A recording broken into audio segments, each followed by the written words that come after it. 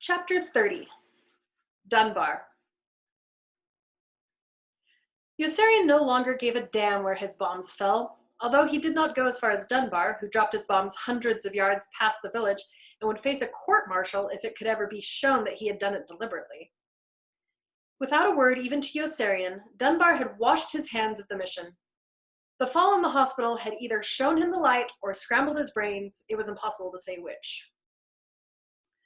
Dunbar seldom laughed anymore and seemed to be wasting away.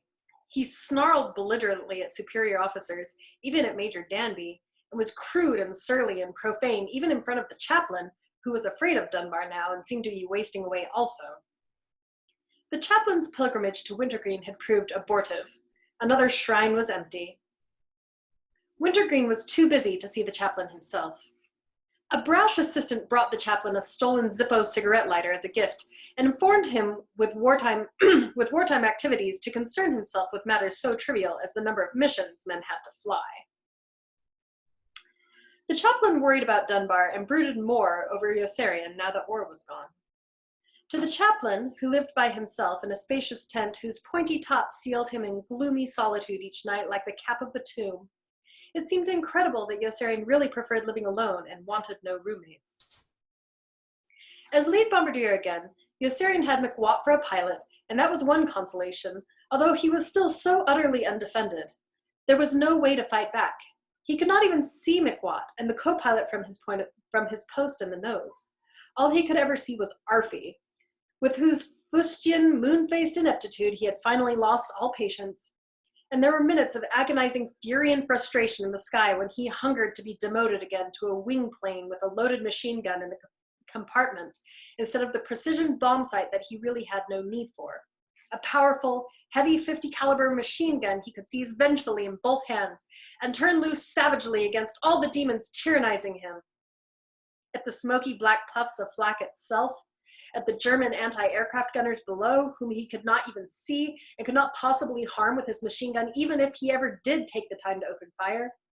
At Havermeyer and Appleby in the lead plane for their fearless, straight and level bomb run on the third mission to Bologna, where the flak from 224 cannons had knocked out one of Orr's engines for the very last time and sent him down ditching into the sea between Genoa and La Spezia just before the brief thunderstorm broke. Actually, there was not much he could do with that powerful machine gun except load it and test fire a few rounds. It was no more use to him than bomb sight. He could really cut loose with it against attacking German fighters, but there were no German fighters anymore, and he could not even swing it all the way around into the helpless faces of pilots like Hoople and Dobbs and order them back down carefully to the ground, as he had once ordered Kid Sampson back down, which is exactly what he did want to do with Dobbs and Hoople on the hideous first mission to Avignon the moment he realized the fantastic pickle he was in, the moment he found himself aloft in a wing plane with Dobbs and Hoople in the flight headed over by Havermeyer and Appleby. Dobbs and Hoople? Hoople and Dobbs? Who were they? What preposterous madness to float in thin air 2 miles high on an inch or two of metal, sustained from depth and by the meager skill and intelligence of two vapid strangers, a beardless kid named Hoople and a nervous nut like Dobbs, who really did go nuts right there in the plane, running amok over the target without leaving his co-pilot's seat and grabbing the controls from Hoople to plunge them all down into that chilling dive that tore Yossarian's headset loose and brought them right back inside the dense flak from which they had almost escaped. The next thing he knew, another stranger, a radio gunner named Snowden, was dying in back. It was impossible to be positive that Dobbs had killed him, for when Yossarian plugged his headset back in, Dobbs was already on the intercom pleading for someone to go up front and help the bombardier. And almost immediately Snowden broke in, whimpering, "Help me, please help me, I'm cold, I'm cold." And Yossarian crawled slowly out of the nose and up on top of the bomb bay and wriggled back into the rear section of the plane, passing the first aid kit on the way that he had to return for, to treat Snowden for the wrong wound, the yawning, raw, melon-shaped hole as big as a football in the outside of his thigh, the unsevered, blood-soaked muscle fibers inside pulsating weirdly like blind things with lives of their own, the oval, naked wound that was almost a foot long and made Yossarian moan in shock and sympathy the instant he spied it and nearly made him vomit. and the small, slight tail gunner was lying on the floor beside Snowden in a dead faint, his face as white as a handkerchief, so that Yossarian sprang forward with revulsion to help him first. Yes, in that long run, he was much safer flying with McWatt, and he was not even safe with McWatt, who loved flying too much and went buzzing boldly inches off the ground with Yossarian in the nose on the way back from the training flight to break in the new bombardier and the whole new replacement crew Colonel Cathcart had obtained after Orr was lost. The practice bomb range was on the other side of Pianosa, and flying back, McWatt edged the belly of the lazing, slow-cruising plane just over the crest of the mountains in the middle, and then, instead of maintaining altitude, jolted both engines open all the way, lurched up on one side, and, to Yossarian's astonishment, began following the falling land down as fast as the plane would go, wagging his wings gaily and skimming with a massive, grinding, hammering roar over each rocky rise and dip of the rolling terrain like a dizzy gull over wild brown waves. Yossarian was petrified. The new bombardier beside him sat demurely with a bewitched grin and kept whistling, "Whee!" And Yossarian wanted to reach out and crush his idiotic face with one hand as he flinched and flung himself away from the boulders and hillocks and lashing branches of trees that loomed up above him out in front and rushed past just underneath in a sinking, streaking blur. No one had a right to take such frightful risks with his life.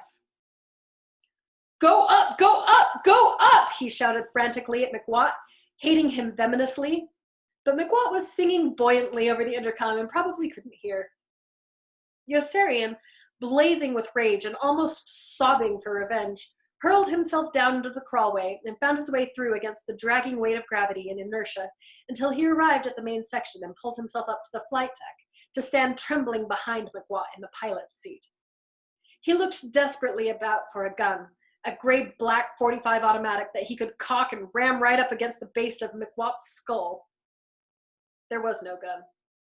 There was no hunting knife either, and no other weapon with which he could bludgeon or stab, and Yossarian grabbed and jerked the collar of McWatt's coveralls in tightening fists and shouted to him to go up!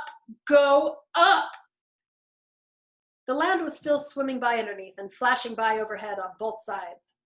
McWatt looked back at Yossarian and laughed joyfully as though Yossarian were sharing his fun. Yossarian slid both her hands around McWatt's bare throat and squeezed. McWatt turned stiff.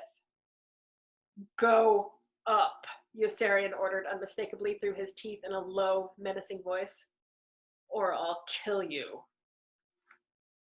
Rigid with caution, McWatt cut the motors back and climbed gradually. Yossarian's hands weakened on McWatt's neck and slid down off his shoulders to dangle inertly. He was not angry anymore. He was ashamed. When McWatt turned, he was sorry the hands were his and wished there was some place where he could bury them. They felt dead. McWatt gazed at him deeply. There was no friendliness in his stare. "Boy," he said coldly, "you sure must be in pretty bad shape. You ought to go home." "They won't let me," Yossarian answered with averted eyes and crept away. Yossarian stepped down from the flight deck and seated himself on the floor, hanging his head with guilt and remorse. He was covered with sweat. McWatt set course directly back toward the field. Yossarian wondered whether McWatt would now go to the operations tent to see Pilchard and Wren, and request that Yossarian never be assigned to his plane again, just as Yossarian had gone surreptitiously to speak to them about Dobbs and Hoople, and unsuccessfully about Arfie. He had never seen McWatt look displeased before, had never seen him in any but the most light-hearted mood, and he wondered whether he had just lost another friend. But McWatt winked at him reassuringly as he climbed down from the plane and joshed hospitably with the credulous new pilot and bombardier during the jeep ride back to the squadron, although he did not address a word to Yossarian until all four had returned their parachutes and separated, and the two of them were walking side by side toward their own row of tents. Then McWatt's sparsely freckled, tan, Scotch-Irish face broke suddenly into a smile, and he dug his knuckles playfully into Yossarian's ribs as though throwing a punch. "You louse," he laughed. "Were you really going to kill me up there?" Yossarian grinned penitently and shook his head.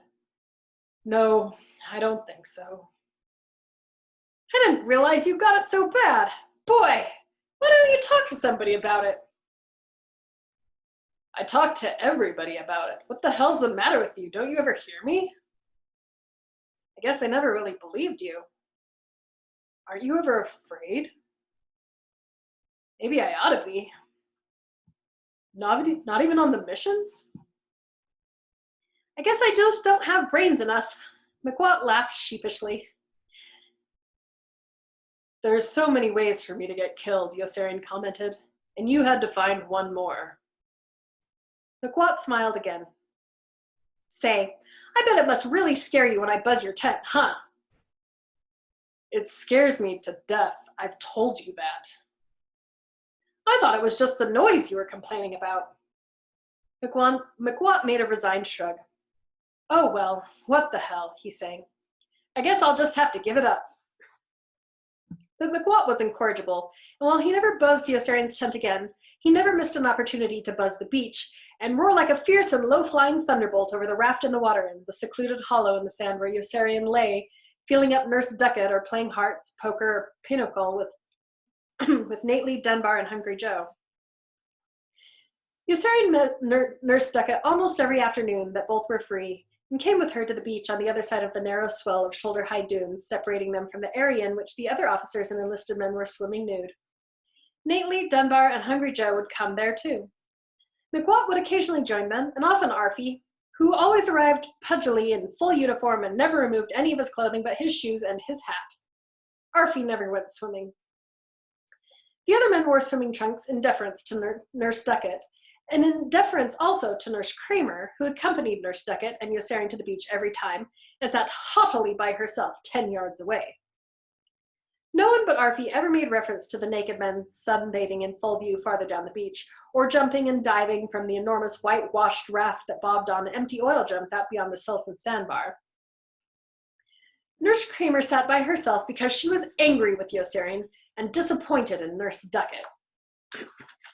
Nurse Sue Ann Ducat despised Arfie, and that was another one of the numerous fetching traits about Nurse Ducat that Yossarian enjoyed. He enjoyed Nurse Sue Ann Ducat's long white legs and supple, callipagous ass. He often neglected to remember that she was quite slim and fragile from the waist up, and hurt her unintentionally in moments of passion when he hugged her too roughly. He loved her manner of sleepy acquiescence when they lay on the beach at dusk. He drew solace and sedation from her nearness. He had a craving to touch her always, to remain always in physical communication. He liked to encircle her ankle loosely with his fingers as he played cards with Nately, Dunbar, and Hungry Joe, to lightly and lovingly caress the downy skin of her fair, smooth thigh with the backs of his nails, or dreamily, sensuously, almost unconsciously, slide his proprietary, respectful hand up the shell-like ridge of her spine beneath the elastic strap of the top of the two-piece bathing suit she always wore to contain and cover her tiny, long-nippled breasts. He loved Nurse Ducat's serene, flattened response, the sense of attachment to him she displayed proudly. Hungry Joe had a craving to feel Nurse Ducat up too, and was restrained more than once by Yossarian's forbidding glower. Nurse Ducat flirted with Hungry Joe just to keep him in heat, and her round, light brown eyes glimmered with mischief every time Yossarian rapped her sharply with his elbow or fist to make her stop. The men played cards on a towel, undershirt, or blanket, and Nurse Ducat mixed the extra deck of cards, sitting with her back resting against a sand dune. When she was not shuffling the extra deck of cards, she sat squinting into a tiny pocket mirror, brushing mascara on her curling reddish eyelashes in a bird-brained effort to make them longer permanently. Occasionally, she was able to stack the cards and spoil the deck in a way that they did not discover until they were well into the game, and she laughed and glowed with a blissful gratification when they all hurled their cards down disgustedly and began punching her sharply on the arms or legs as they called her filthy names and warned her to stop fooling around. She would prattle nonsensically when they were striving hardest to think, and a pink flush of elation crept into her cheeks when they gave her more sharp raps on the arms and legs with their fists and told her to shut up. Nurse Ducat reveled in such attention and ducked her short chestnut bangs with joy when Yossarian and the others focused upon her. It gave her a peculiar feeling of warm and expectant well-being to know that so many naked boys and men were idling close by on the other side of the sand dunes.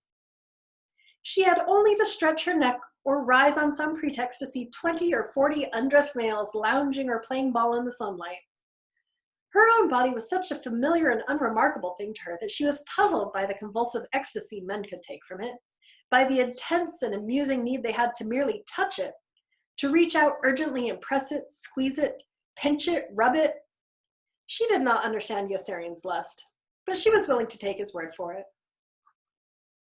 Evenings when Yossarian felt horny, he brought Nurse Ducket to the beach with 2 blankets and enjoyed making love to her with most of their clothes on, more than he sometimes enjoyed making love to all the vigorous, bare, amoral girls in Rome. Frequently, they went to the beach at night and did not make love, but just lay shivering between the blankets against each other to ward off the brisk, damp chill. The ink-black nights were turning cold, the stars frosty and fewer. The raft swayed in the ghostly trail of moonlight and seemed to be sailing away. A marked hint of cold weather penetrated the air. Other men were just starting to build stoves and came to Yossarian's tent during the day to marvel at Orr's workmanship. It thrilled Nurse Ducket rapturously that Yossarian could not keep his hands off her when they were together, although she would not let him slip them inside her bathing shorts during the day when anyone was near enough to see, not even when the only witness was Nurse Kramer, who sat on the other side of her sand dune with her reproving nose in the air and pretended not to see anything. Nurse Kramer had stopped speaking to Nurse Ducket, her best friend, because of her liaison with Yossarian, but still went everywhere with Nurse Ducket since Nurse Ducket was her best friend. She did not approve of Yossarian or his friends. When they stood up and went swimming with Nurse Ducket, Nurse Kramer stood up and went swimming too, maintaining the same 10-yard distance between them and maintaining her silence, snubbing them even in the water. When they laughed and splashed, she laughed and splashed. When they dived, she dived. When they swam to the sandbar and rested, Nurse Kramer swam to the sandbar and rested. When they came out, she came out, dried her shoulders with her own towel, and seated herself aloofly in her own spot, her back rigid, and a ring of reflected sunlight burnishing her light blonde hair like a halo. Nurse Kramer was prepared to begin talking to Nurse Ducket again if she repented and apologized. Nurse Ducket preferred things the way they were. For a long time, she had wanted to give Nurse Kramer a rap to make her shut up. Nurse Ducket found Yossarian wonderful and was already trying to change him. She loved to watch him taking short naps with his face down and his arms thrown across her, or staring bleakly at the endless, tame, quiet waves breaking like pet puppy dogs against the shore, scampering lightly up the sand a foot or two and then trotting away. She was calm in his silences. She knew she did not bore him, and she buffed or painted her fingernails studiously while he dozed or brooded in the desultory warm afternoon breeze, as the desultory warm afternoon breeze vibrated delicately on the surface of the beach. She loved to look at his wide, long, sinewy back with its bronzed, unblemished skin. She loved to bring him to flame instantly by taking his whole ear in her mouth suddenly and running her hand down his front all the way. She loved to make him burn and suffer till dark, then satisfy him, then kiss him adoringly because she had brought him such bliss. Yossarian was never lonely with Nurse Ducket, who really did know how to keep her mouth shut and was just capricious enough. He was haunted and tormented by the vast, boundless ocean. He wondered mournfully as Nurse Ducket buffed her nails about all the people who had died underwater. There were surely more than 1 million already. Where were they? What insects had eaten their flesh? He imagined the awful impotence of breathing in helplessly quarts and quarts of water. Yossarian followed the small fishing boats and military launches plying back and forth far out and found them unreal. It did not seem true that there were full-sized men aboard, going somewhere every time. He looked towards Stony Elba, and his eyes automatically searched overhead for the fluffy, white, turnip-shaped cloud in which Clevenger had vanished. He peered at the vaporous Italian skyline and thought of Orr. Clevenger and Orr, where had they gone? Yossarian had once stood on a jetty at dawn and watched a tufted round log that was drifting toward him on the tide turn unexpectedly into the bloated face of a drowned man. It was the first dead person he had ever seen. He thirsted for life and reached out ravenously to grasp and hold Nurse Ducket's flesh. He studied every floating object fearfully for some gruesome sign of Clevenger and Orr, prepared for any morbid shock but the shock McWatt gave him one day when the plane came blasting suddenly into sight out of the distant stillness and hurtled mercilessly along the shoreline with a great, growling, clattering roar over the bobbing raft on which blonde, pale Kid Sampson, his naked sides scrawny even from so far away, leaped clownishly up to touch it. At the exact moment some arbitrary gust of wind or minor miscalculation of McWatt's senses dropped the speeding plane down just low enough for a propeller to slice him half away. Even people who were not there remembered vividly exactly what happened next. There was the briefest, softest, filtering audibly through the shattering, overwhelming howl of the plane's engines. And then there were just Kid Sampson's two pale, skinny legs, still joined by string somehow at the bloody, truncated hips, standing stock still on the raft for what seemed a full minute or two, before they toppled over backward into the water, finally with a faint, echoing splash, and turned completely upside down, so that only the grotesque toes and the plaster-white soles of Kid Sampson's feet remained in view. On the beach, all hell broke loose.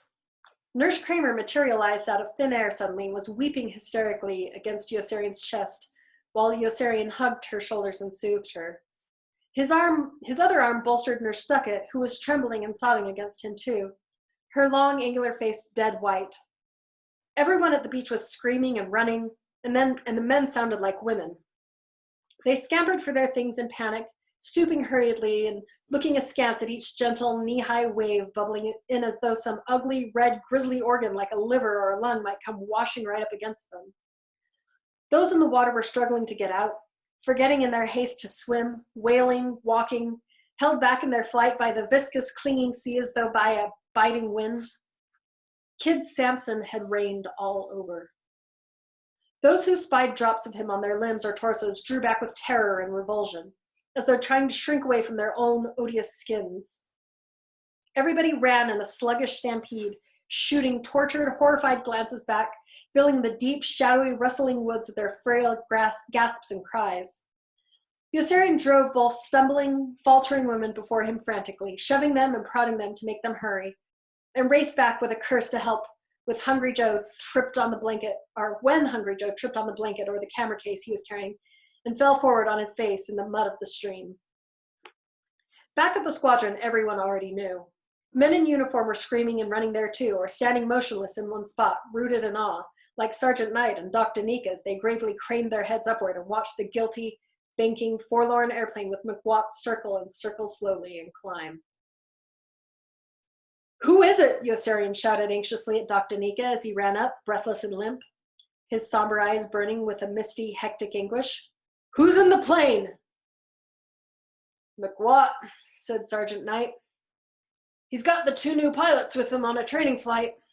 Dr. Nika's up there too." "I'm right here," contended Dr. Nika in a strange and troubled voice, darting an anxious look at Sergeant Knight. "Why doesn't he come down?" Yossarian exclaimed in despair. "Why does he keep going up?" "He's probably afraid to come down," Sergeant Knight answered, without moving his solemn gaze from McWatt's solitary climbing airplane.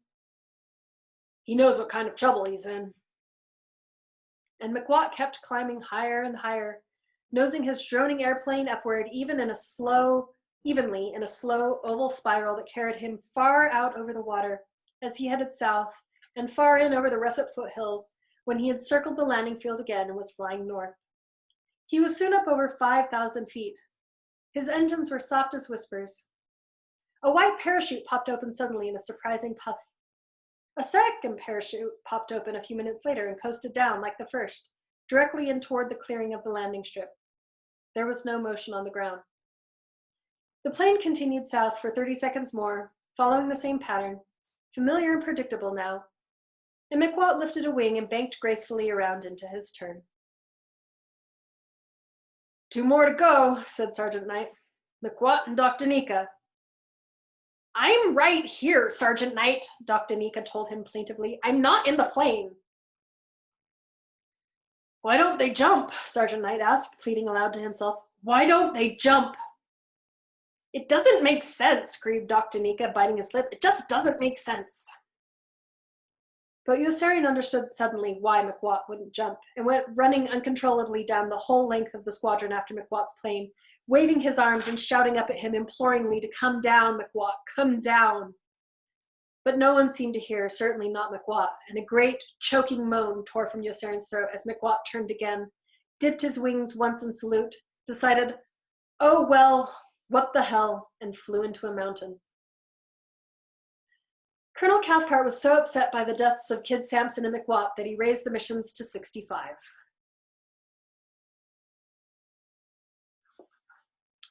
Should we stop there, or should we do a 5-page chapter?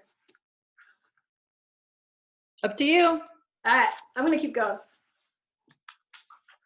Chapter 31, Mrs. Danica.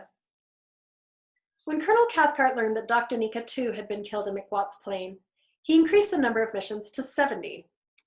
The first person in the squadron to find out that Doc Danica was dead was Sergeant Towser, who had been informed earlier by the man in the control tower that Doc Danica's name was down as a passenger on the pilot's manifest McWat had filed before taking off. Sergeant Towser brushed away a tear and struck Doc Danica's name from the roster of squadron personnel.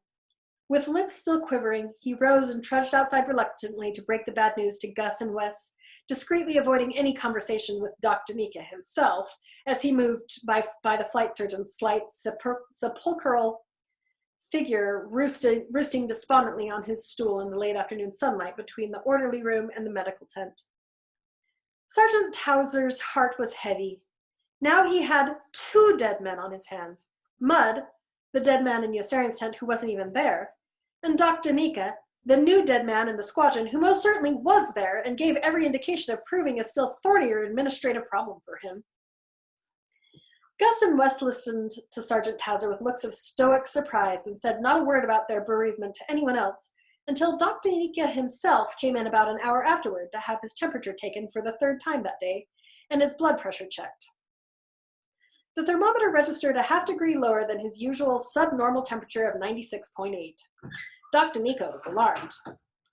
The fixed, vacant wooden stares of his 2 enlisted men were even more irritating than always. God damn it, he expostulated politely in an uncommon excess of exasperation. What's the matter with you 2 men anyway? It just isn't right for a person to have a low temperature all the time and walk around with a stuffed nose. Doc Danica emitted a glum, self-pitying sniff and strolled disconsolately across the tent to help himself to some aspirin and sulfur pills and paint his own throat with argyrol. His downcast face was fragile and forlorn as a swallow's, and he rubbed the back of his arms rhythmically. Just look how cold I am right now. You're sure you're not holding anything back? You're dead, sir, one of his 2 enlisted men explained. Doc Danica jerked his head up quickly with resentful distrust. What's that? You're dead, sir, repeated the other. That's probably the reason you always feel so cold. That's right, sir. You probably have been dead all this time and we just didn't detect it. What the hell are you both talking about? Doc Danica cried shrilly with a surging, petrifying sensation of some onrushing, avoidable disaster. It's true, sir, said one of the enlisted men. The records show that you went up in McWat's plane to collect some flight time. You didn't come down in a parachute, so you must have been killed in the crash. That's right, sir, said the other. You ought to be glad you've got any temperature at all. Doc Danica's mind was reeling in confusion. Have you both gone crazy? He demanded. I'm going to report this whole insubordinate incident to Sergeant Towser. Sergeant Towser's the one who told us about it, said either Gus or Wes.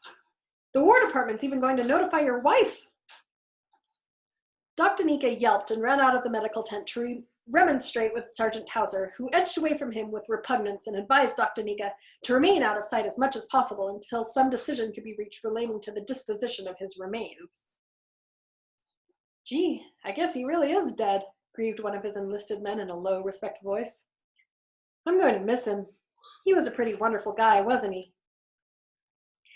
Yeah, he sure was, mourned the other. But I'm glad the little fuck is gone. I was getting sick and tired of taking his blood pressure all the time. Mrs. Danica, Doc Danica's wife, was not glad that Doc Danica was gone and split the peaceful Staten Island night with woeful shrieks of lamentation when she learned by War Department telegram that her husband had been killed in action. Women came to comfort her, and their husbands paid condolence calls and hoped inwardly that she would soon move to another neighborhood and spare them the obligation of continuous sympathy. The poor woman was totally distraught for almost a full week.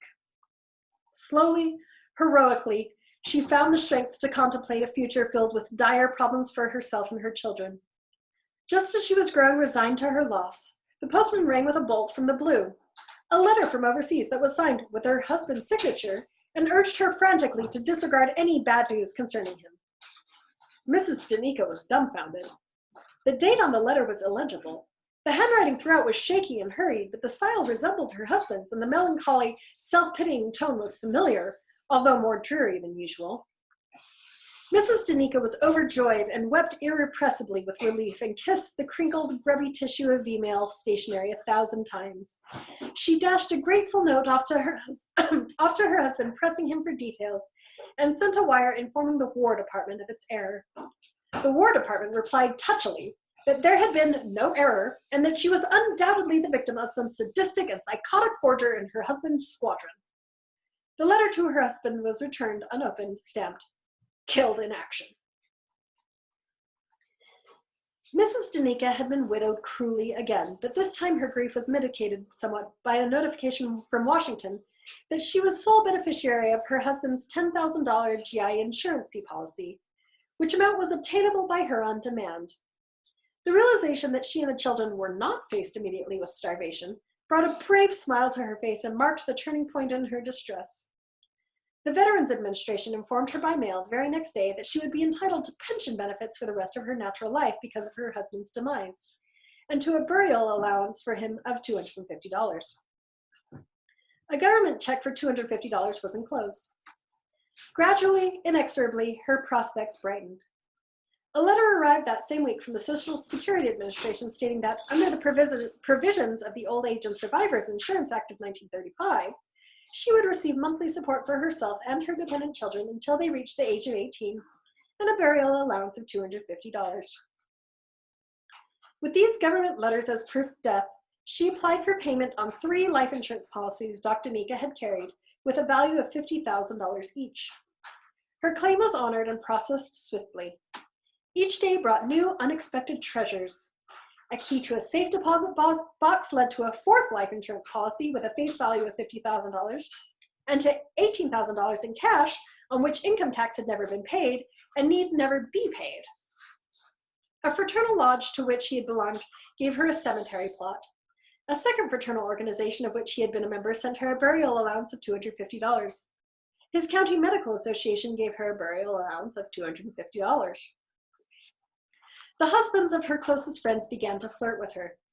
Mrs. Danica was simply delighted with the way things were turning out and had her hair dyed. Her fantastic wealth just kept piling up, and she had to remind herself daily that all the hundreds of thousands of dollars she was acquiring were not worth a single penny without her husband to share this good fortune with her. It astonished her that so many separate organizations were willing to do so much to bury Dr. Danica, who, back in Pianosa, was having a terrible time trying to keep his head above the ground, and wondered with dismal apprehension why his wife did not answer the letter he had written. He found himself ostracized in the squadron by men who cursed his memory foully for having supplied Colonel Cathcart with provocation to raise the number of combat missions. Records attesting to his death were pullulating like insect eggs, and verifying each other beyond all contention. He drew no pay or PX rations and depended for life on the charity of Sergeant Towser and Milo, who both knew he was dead. Colonel Cathcart refused to see him, and Colonel Corn sent word through Major Danby that he would have Dr. Danica cremated on the spot if he ever showed up at group headquarters. Major Danby confided that Group was incensed with all flight surgeons because of Dr. Stubbs, the bushy-haired, baggy-chinned, slovenly flight surgeon in Dunbar's squadron, who was deliberately and defiantly brewing insidious dissension there by grounding all men with 60 missions on proper forms that were rejected by Group indignantly, with orders restoring the confused pilots, navigators, bombardiers, and gunners to combat duty. Morale there was ebbing rapidly, and Dunbar was under surveillance. Group was glad Dr. Danica had been killed and did not intend to ask for a replacement. Not even the chaplain could bring Dr. Danica back to life under the circumstances. Alarm changed to resignation, and more Dr. Nika acquired the look of an ailing rodent. The sacks under his eyes turned hollow and black, and he padded through the shadows fruitlessly like a ubiquitous spook. Even Captain Flume recoiled when Dr. Nika sought him out in the woods for help. Heartlessly, Gus and Wes turned him away from the medical tent without even a thermometer for comfort, and then, only then, did he realize that, to all intents and purposes, he really was dead, and that he had better do something damned fast if he ever hoped to save himself.